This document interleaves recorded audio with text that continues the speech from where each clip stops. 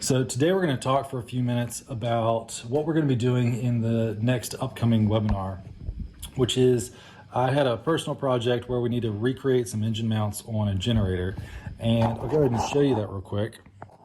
With this generator, it was a really simple problem, which is one of these motor mounts needed to be replaced. However, this part's welded in place and there's no mounts like this readily available.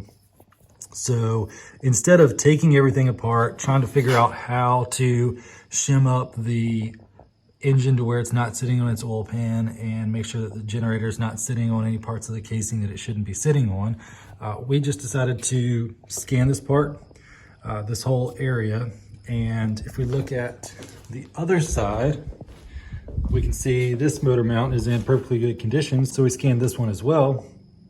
Had a sheet metal part recreated for this, and we'll go ahead and weld that into place on this side, only having to take this entire assembly apart one time. There are a lot of really simple tasks that can come up on a day-to-day basis where being able to have a really quick and easy process for scanning a part, scanning an area of a part, being able to pull some measurements off of that and recreate a part really quickly without having to do a lot of disassembly or anything to the part that you're actually working on. This could be for engine bays inside of cars, large machines, assemblies, things like that.